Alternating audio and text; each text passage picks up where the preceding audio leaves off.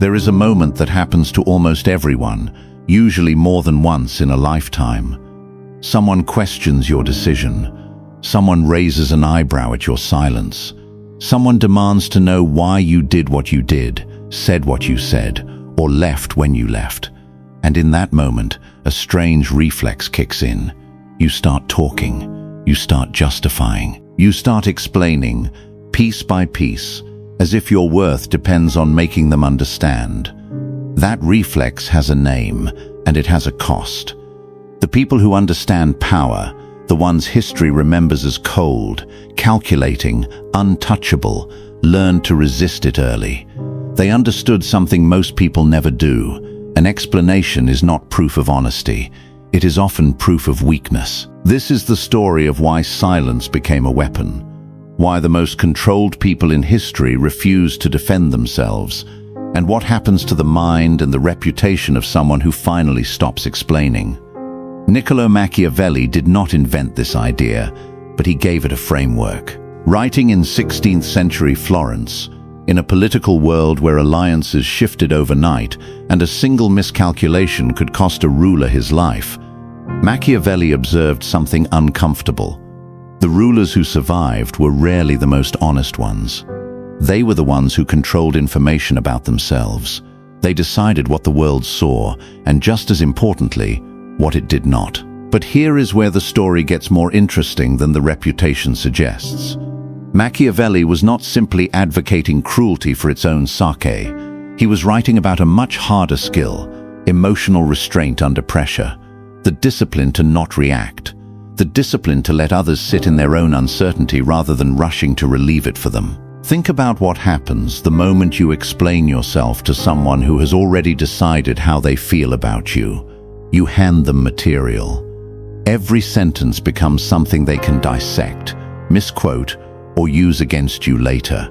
You are no longer in control of the narrative. You are reacting to theirs. Psychologists have long studied a related pattern, something now commonly referred to as the need for external validation. It is the instinct to seek approval, to smooth over tension, to make sure everyone in the room understands your intentions were good. It feels like decency. Often, it is simply fear wearing decency's clothing, fear of being misunderstood, fear of conflict, fear of someone walking away with a version of you that isn't true. But here is the uncomfortable truth few people want to hear. You cannot control what people think of you. You never could. The version of you that lives in someone else's head is shaped by their own history, their own insecurities, their own biases, long before you ever opened your mouth. Explaining yourself does not erase that. It only feeds it more raw material to work with. Yet few people realize that the instinct to explain is not really about the other person at all. It is about self-soothing. It is the explainer trying to manage their own anxiety, using someone else's opinion as the medicine. That is the trap. And once you see it, you cannot unsee it. So what did the historically powerful actually do instead? They observed. They waited. They let the silence do the work that words never could. Consider how differently silence and explanation land in a negotiation.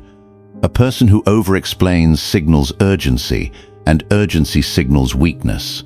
A person who says little, who answers only what is necessary, projects the opposite. Whether or not it is true, they appear to have nothing to prove. That perception alone shifts the balance of power in the room. This is not the same as dishonesty.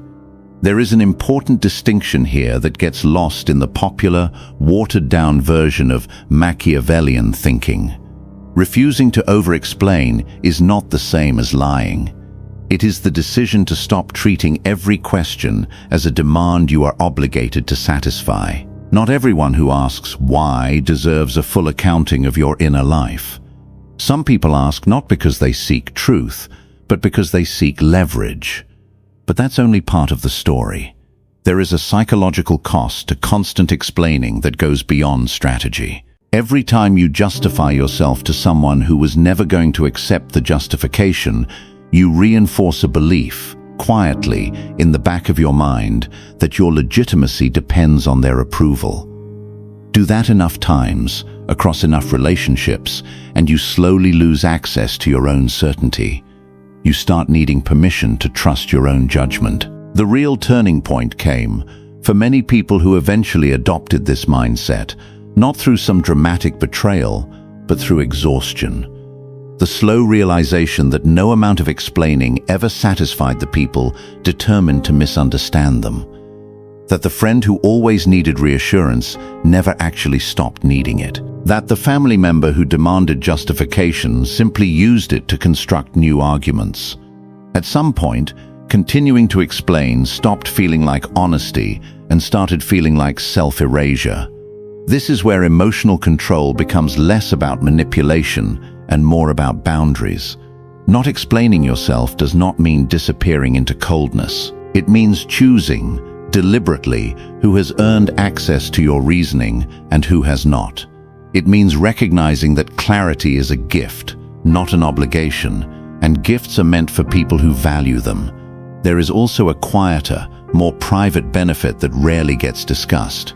When you stop needing others to understand you, something shifts internally. Decisions get easier. You stop pre-rehearsing justifications in your head before you've even acted. You start trusting the version of events that you lived, rather than the version you'll have to defend later. That internal steadiness is, arguably, the real prize. Not power over others, but freedom from needing their permission. None of this means explanations are never appropriate. In close relationships built on mutual trust, in professional settings where accountability matters, in moments where your silence could genuinely harm someone, transparency still has its place. The skill being described here is not the elimination of honesty.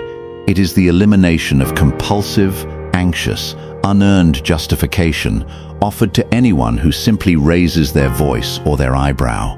The people who master this distinction tend to share a common trait. They are difficult to provoke, difficult to bait into a defensive spiral, and, as a result, difficult to control. That, more than any single quote or philosophy, is what Machiavelli's writing was ultimately circling. Power is not primarily about domination. It is about not needing anyone's approval to remain steady. So the next time you feel that familiar pull, the urge to explain, to justify, to make sure someone understands your side, pause before you speak. Ask yourself who is asking and why. Ask whether this is a person who has earned your reasoning or one who simply wants material. Sometimes the most powerful sentence available to you is the shortest one.